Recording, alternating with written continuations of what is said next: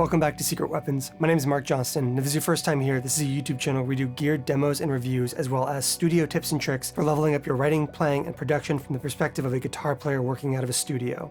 If that's the kind of thing that you might be interested in, I would love it if you hit that subscribe button and stick around for future videos. Today we're taking a look at the Old Blood Noise Endeavor's Dark Star Stereo. The Dark Star is kind of the one that got away of reverbs of that era to me. I bought a Procession back in the day when the Old Blood Procession first came out and was completely enamored with that pedal. I used it constantly. I still have it.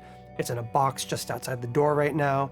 And when the Dark Star got announced, I fawned over that thing. I played it at NAMM and totally loved it. And I just never had the money to buy one at the time. So when Stereo Dark Star got announced, I was pretty thrilled about it, and I'm happy to say this thing does not disappoint. We covered the Dark Light on this channel a while back, which was also a pretty ambitious, very feature-rich stereo reverb from Old Blood, but tended to be something that really had different flavors on each side of the spectrum. The Dark Star Stereo, by comparison, feels like a more refined, a more focused take on conventional stereo reverb, but with the expected Old Blood twist. And what that means is multifaceted. At the core of this thing, you have a proper stereo reverb with volume, mix, and a spread control that allows you to set at noon for mono reverb in a stereo field, or fully clockwise for a very wide stereo image. And conversely, you can go fully clockwise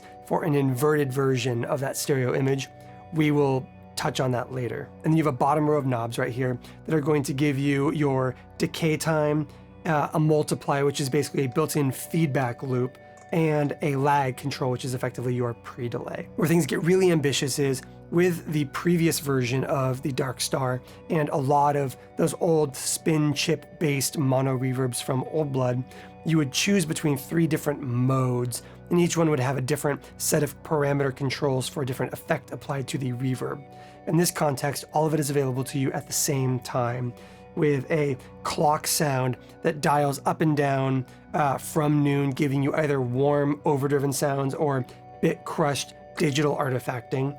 You have your 2 pitch controls, which now apply to the left and right channels of the reverb, and a filter control that can high or low pass at a fairly synthy resonant filter that opens and closes either high pass or low pass from noon as well. You have 3 onboard presets, an aux control that is multifaceted as well, and then you also have your stereo in, your stereo out, MIDI in and through, and a USB port for potential future firmware updates. There is no value to that currently, and a expression input that can be applied to basically every feature on here at the same time. And at its most basic, this is just a really good, really wide pad reverb, kind of slow onset, very drifty, skittery, very wide sounding. But as you start to incorporate all these different effects and parameter changes to it, it becomes deeply complex and interesting.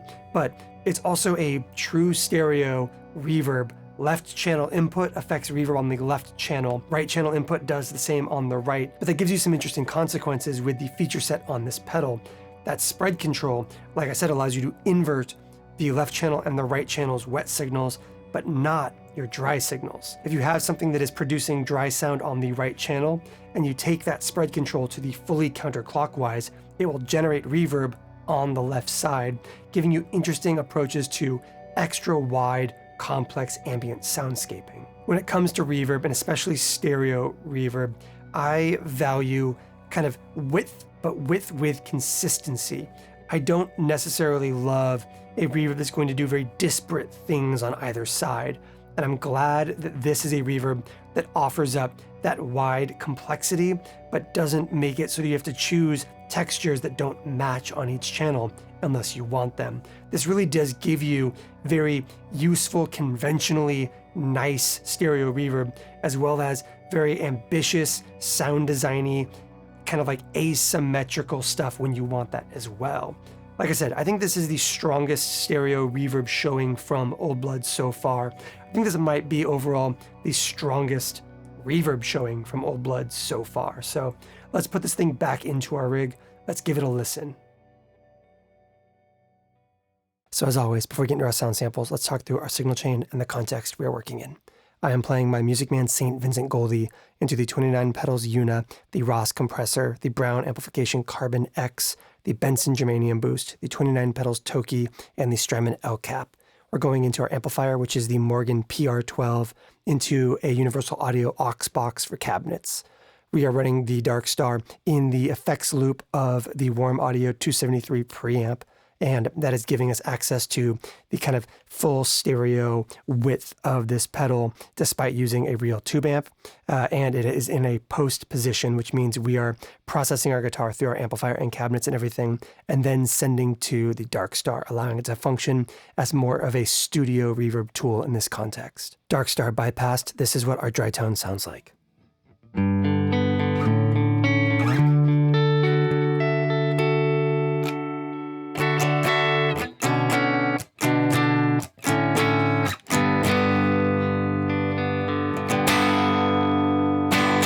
So you can basically think of the control scheme on the Dark Star stereo as being divided into 3 different sets of knob clusters. The top row right here is going to be your more creative effects, things like the bit crusher, the 2-pitch controls, and your filter. All of these will notch at noon. So as you turn, it kind of pops into place at noon where it is not affecting the signal in any way. And out from noon, either counterclockwise or clockwise, you apply a different version of the effect in that context. The row beneath it is going to be more of the shape of the reverb itself, going from a minimum position to a maximum position. So minimum lag, minimum feedback, and minimum decay up through the extremes of each of those sounds, with noon being kind of a somewhat applied version of it. And then along the left side here, you have the kind of utility small knobs, and they're going to function kind of in both ways. Volume and mix are obviously going to be from minimum to maximum, whereas the spread control is going to be in mono at noon, and then counterclockwise from noon will pitch things out to the left and right channels in one direction, and going clockwise, you will get the opposite effect. We'll take a look at that in just a second here. So as always, in these contexts, I think it's important to kind of showcase how each of these controls interfaces with the pedal. So really quickly, let's just kind of showcase some of those examples. Turning the reverb on, decay at noon, multiply and lag at 0, and all of our creative effects out. We have mix at noon. This is what the Dark Star stereo sounds like.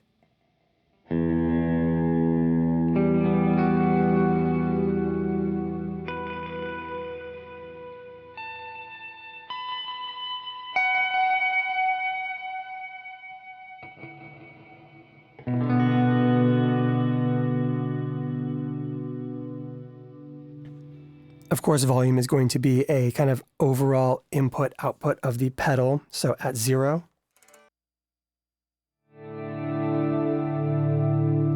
And at 10. This applies to dry and wet, worth noting.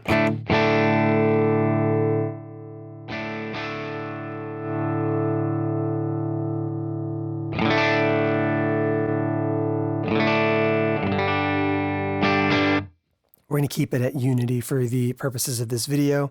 If you are using it like I am in a post context, you can boost or cut to avoid clipping on preamps. Or if you're using it ahead of an amplifier, you can use it to either lower the output of your pedal slightly to avoid clipping into an amp if you want more headroom for your reverb, or you can use it to boost into an amplifier as well, giving you access to additional gain and compression and ways to mangle your reverb, which is nice to have, I guess, as an additional feature.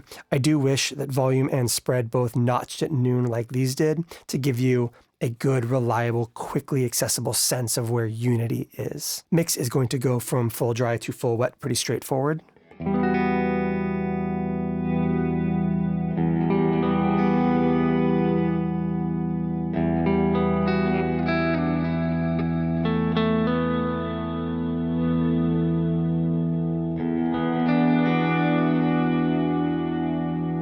As you can hear, you start to lose dry volume at about just past noon.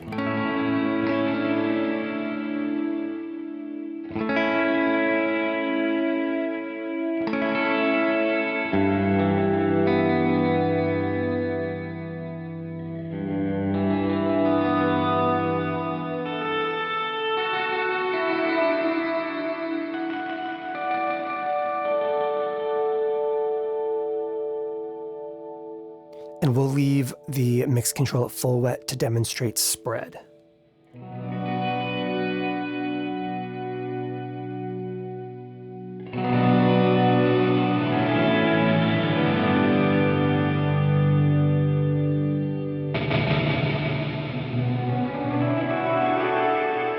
As you can hear, we are in mono here at noon. And then out wide again.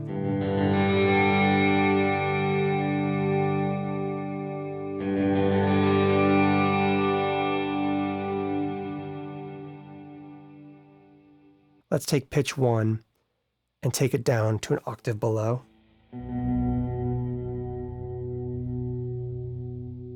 In the center.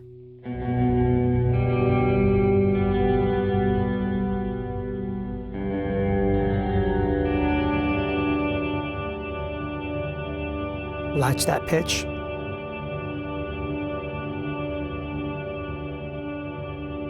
And as you can see, when we are fully counterclockwise on spread, pitch 1 is sent off to the left channel, pitch 2.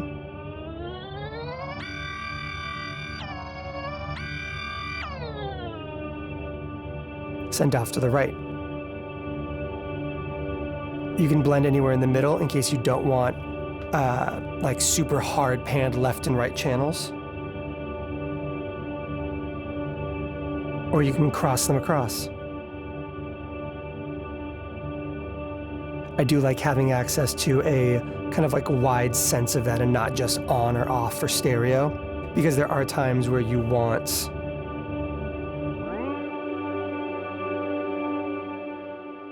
that incredibly wide stereo field.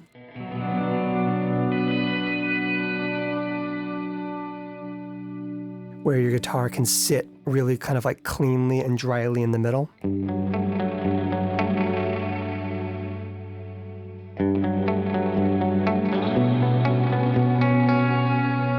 there are times where you want to bring in some of those wet channels to give a little bit more structure and a little bit more scaffolding in terms of reverb to that dry signal.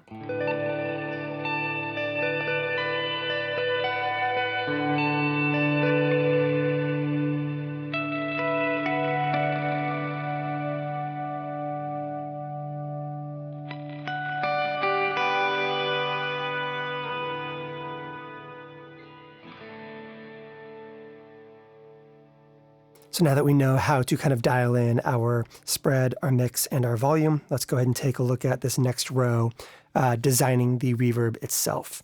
Decay is going to be as straightforward as you would hope it would be. A quick spattery, skittery thing. Never that small, because the Dark Star is never designed to be that small.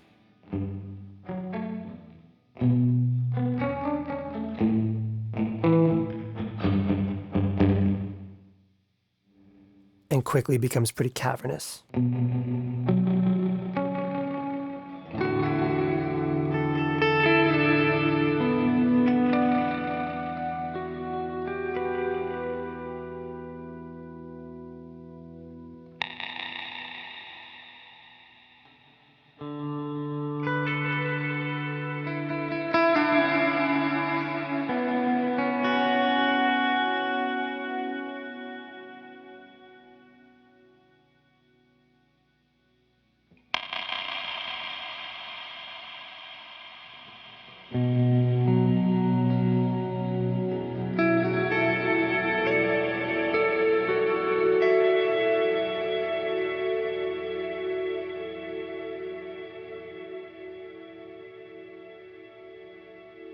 And into cascading infinity.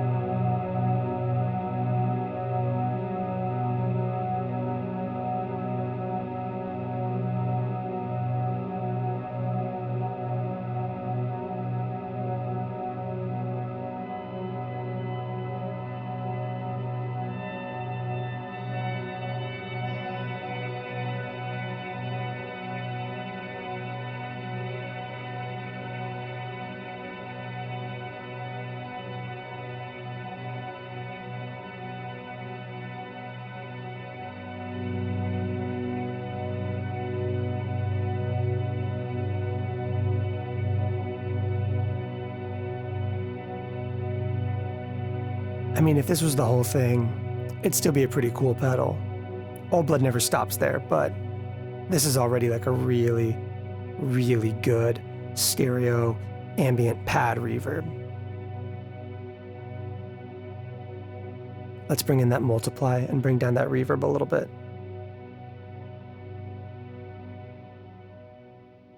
Okay, let's take a look at that multiply control. We'll bring the decay down to a reasonable rate again.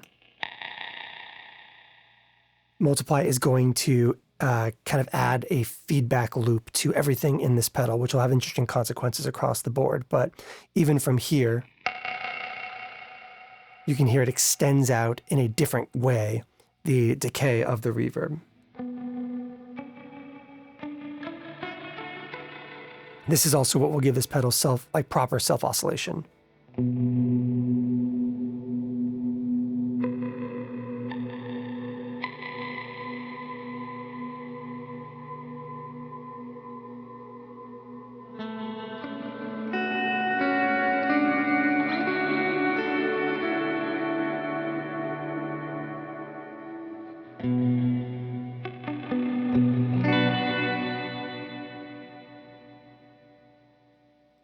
Yeah, it's basically a delay feedback loop inside of the reverb trail. And then you have a lag, which is very kind of tied into multiply, but also functions as basically your pre-delay.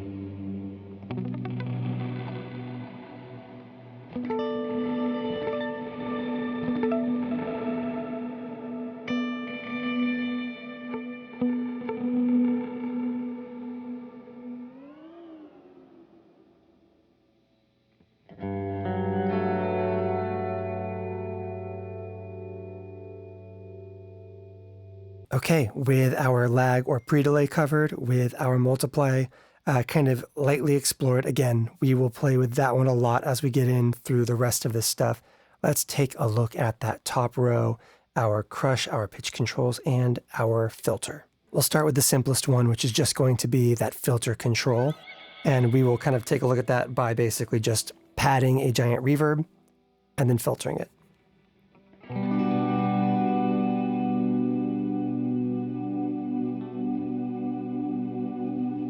Filter is very, very straightforward. It is a high pass or low pass filter, depending on if you go counterclockwise or clockwise, allowing you to dampen down some of the harsher ends of crush or clean up some of the more thunderous low end on pitch, or just making this reverb generally brighter or darker just to taste as well. It's got a very synthy quality to it.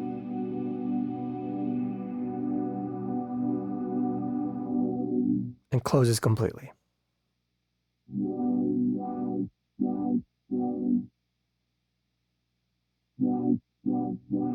And now you're understanding why this thing has MIDI and expression input on the back.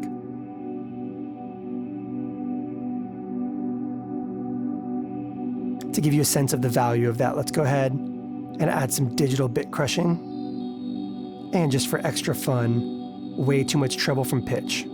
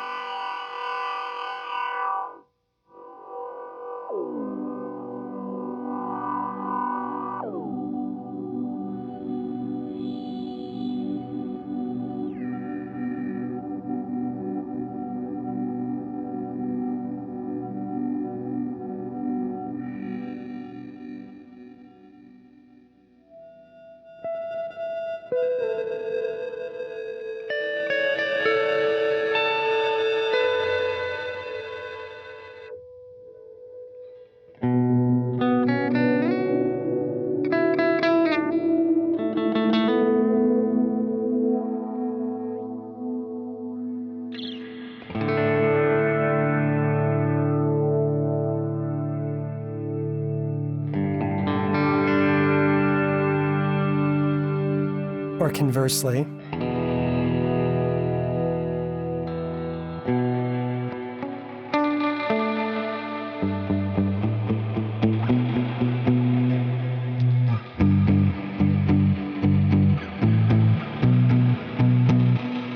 handy for keeping a lot of that mud out of the low end if you're like palm muting on a neck single or a neck humbucker like I am.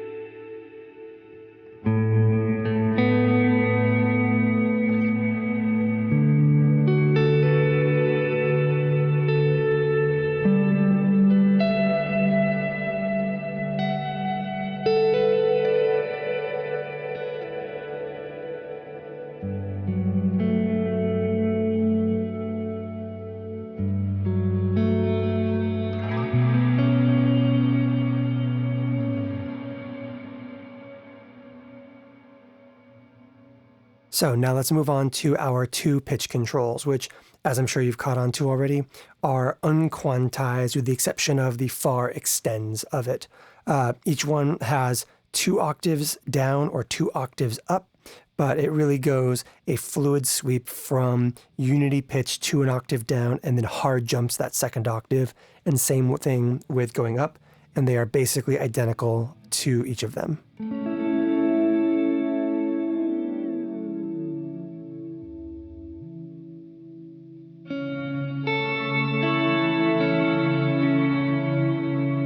You have a very beautiful musical octave down, and then the double octave.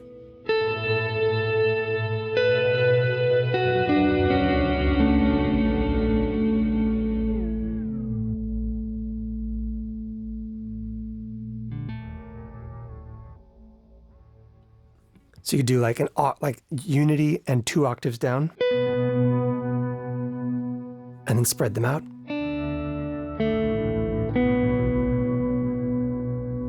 Or exaggerate it all.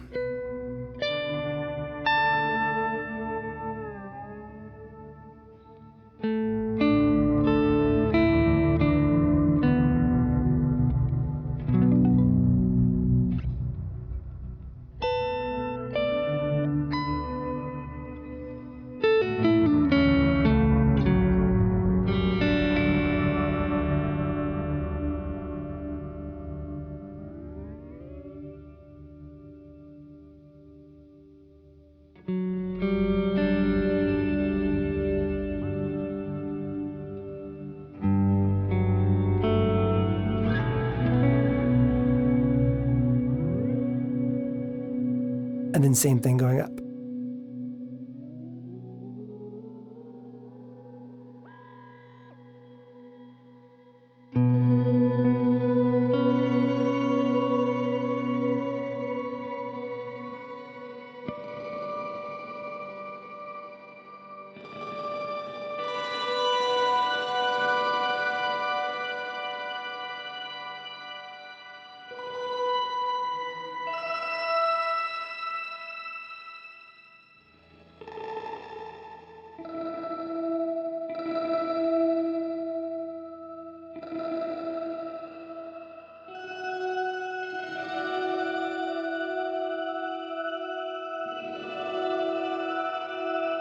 As you can hear, that multiply basically reprocesses the reverb through itself over and over again, giving you access to either none of that cascading pitch jump. There we go. Let's get unity octave up on both.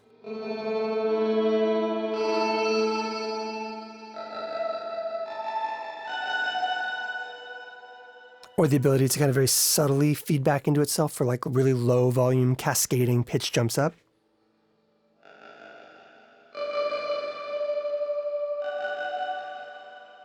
Or as you increase that multiply.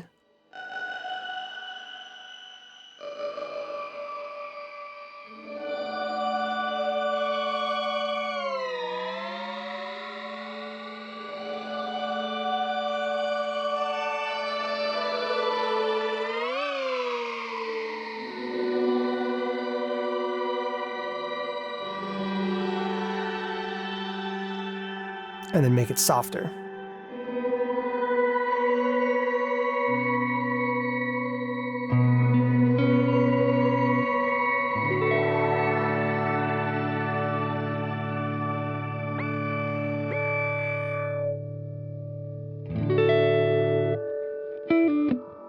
Things that aren't even reverb anymore.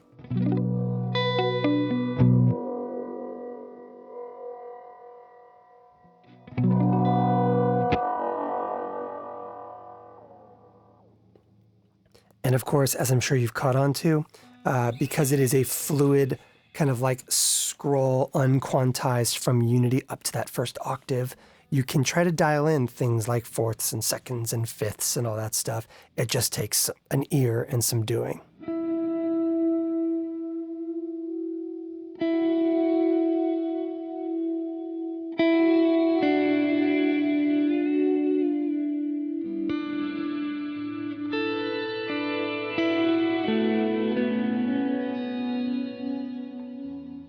Which can be very fun if you want kind of seasick, imperfect pitch jumps inside of your reverb, and also can get very, very strange as you reintroduce that multiply to allow it to kind of cascade on itself again.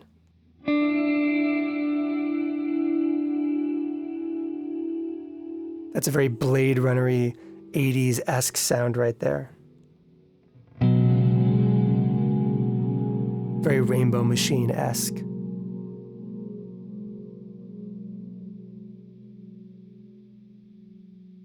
And of course, we have our crush control.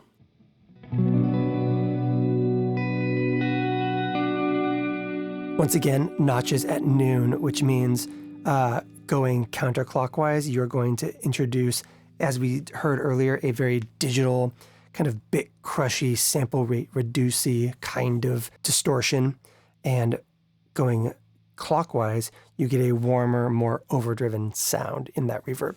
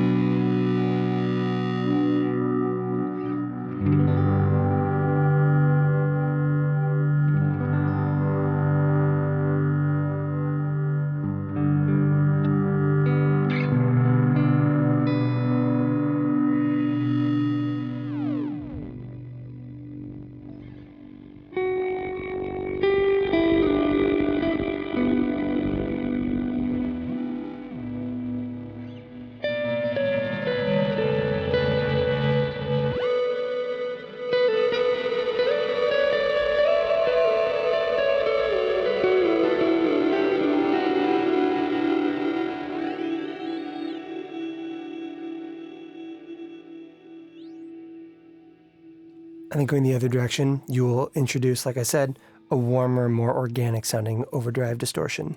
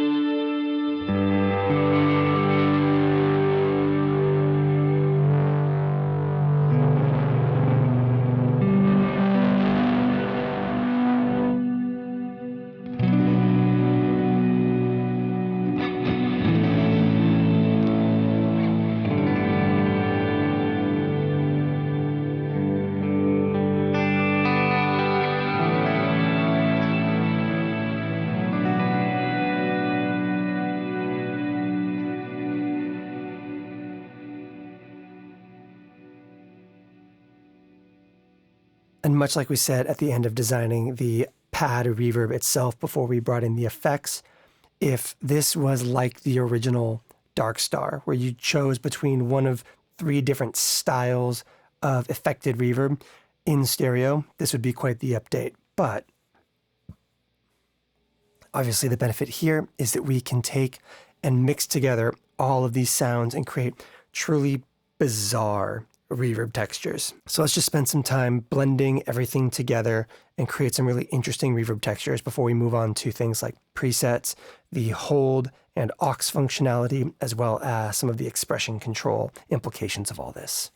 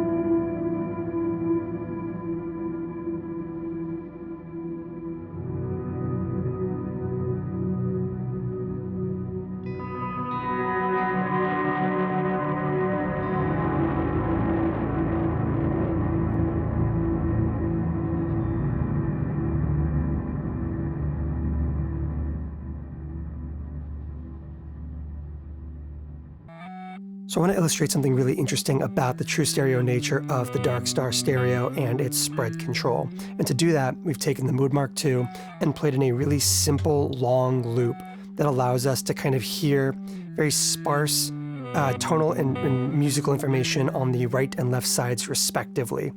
You can hear that the loop is playing forward on the left side, backwards on the right side, and they're often not playing at the same time, so you're hearing information on the left right now, and now on the right. That spread control on the Darkstar is set up where when it is fully clockwise, you have information being fed to the right channel of the Darkstar playing back on the right side, and information being played on the left side played back on the left side. By moving to the middle, you can pan that respective information towards the center of your stereo field, but taking it fully clockwise will actually reverse the two. And it's worth noting that you are not reversing which channel feeds into what side of the reverb, but actually reverses the output of the reverb itself. So right channel input always feeds to the right channel of the Dark Star reverb, and left channel always feeds to the left channel of the reverb.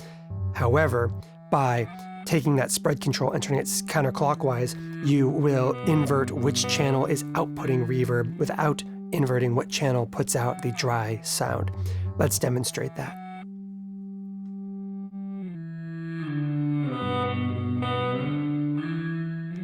As you can hear, you're now hearing reverb playing on the respective sides.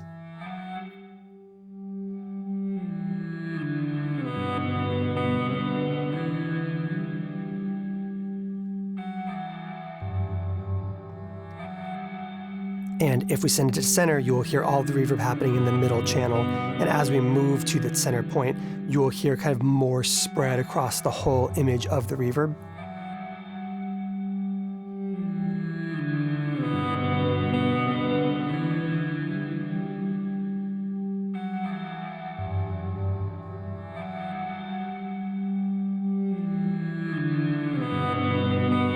It's worth noting that this is a fully center reverb, even though you're hearing information on the left and right channels still. That's purely from the dry signal. Let's take out our dry signal to illustrate that.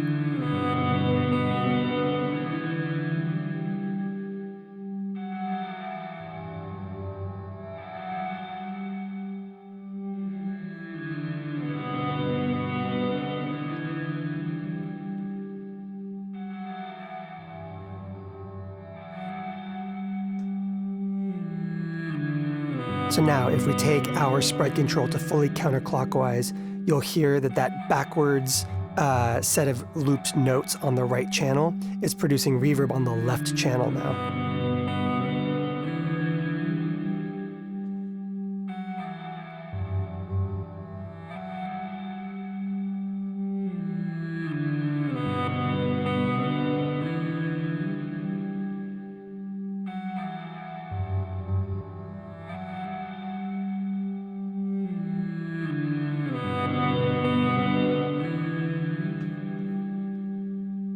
So right balanced backwards loop with right balanced reverb, and left balanced forward loop with left balanced forward reverb, meaning that we're getting all left channel information or all right channel information at the same time.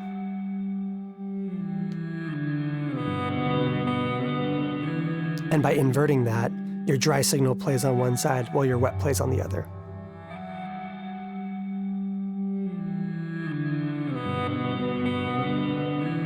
A very interesting use case for this outside of this kind of ambient loop thing we're doing right now is if you're using something like a ping-ponging delay in your kind of like stereo guitar rig, where you have your center channel guitar playing but taps on your left and right channels.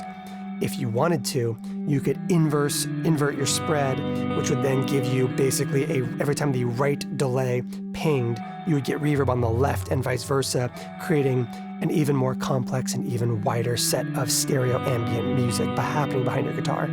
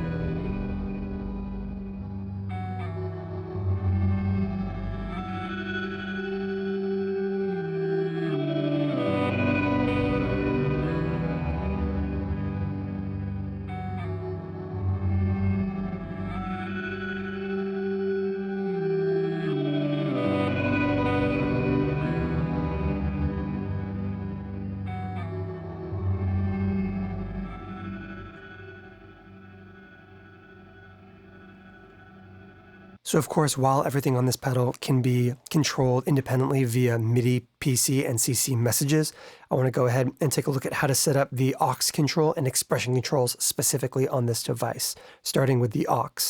So the aux control can be used to cycle through presets, or it can be used for freeze or momentary functions. In order to assign the aux switch, you're going to press and hold it and then move either pitch, filter, or decay, and that will kind of like assign the aux switch to whichever one of those parameters you have moved. Let's start by setting it up to be a freeze control. By pressing aux and moving the decay, we now have access to a freeze function. It can be latching or it can be press and hold.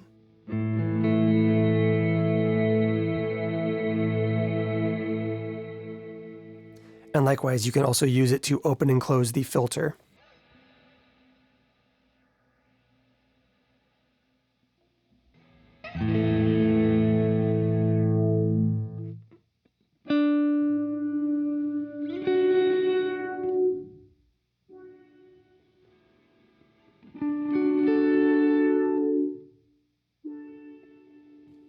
Or it can be used to automatically jump the pitch controls up an octave.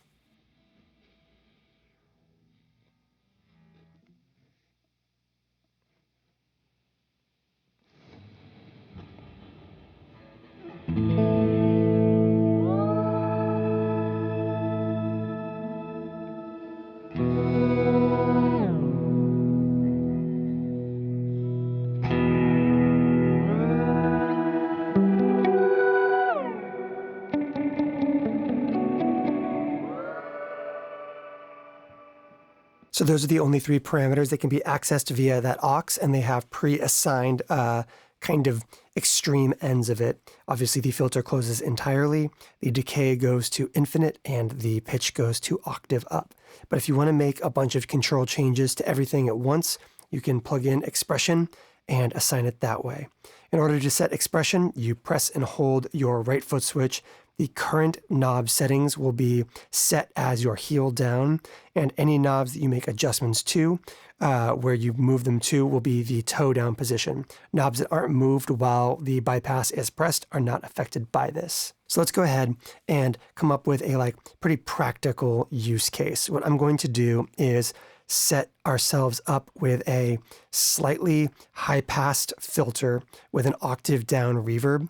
And then I'm going to set the alternate settings on the expression to be the reverb's back down to unity pitch, but with the filter back down to a slightly warmer, darker, low-passed sound.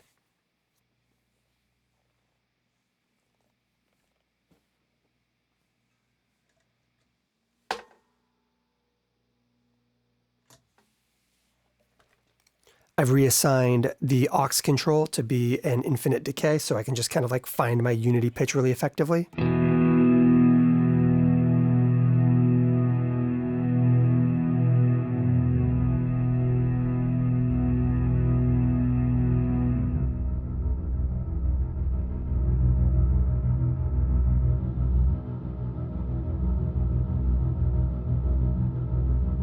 And now that I have that, I'm going to press and hold the bypass switch on the right side and set my knobs to where I want them to be in the heel position.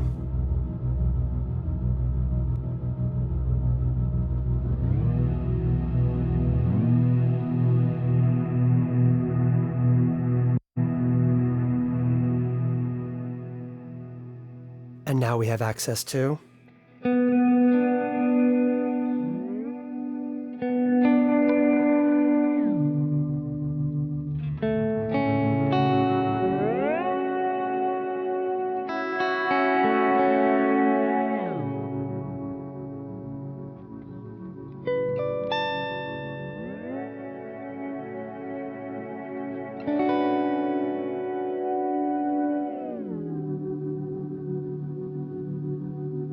where the aux can be freeze and the expression can control any other number of parameters that I want.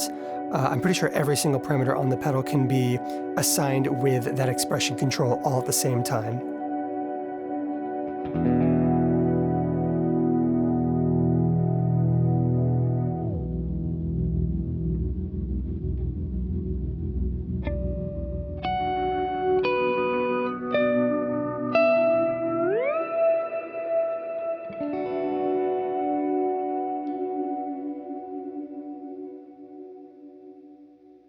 If you made it to the end of this video, thank you so much for watching and sticking it out to the end with me. I would love to know what you think about this. What is the standout feature on a device like this? I obviously used it in a post position for super wide soundscaping. Where would you use a device like this in your setup? Let me know in the comments down below, and I'll see you in the next one.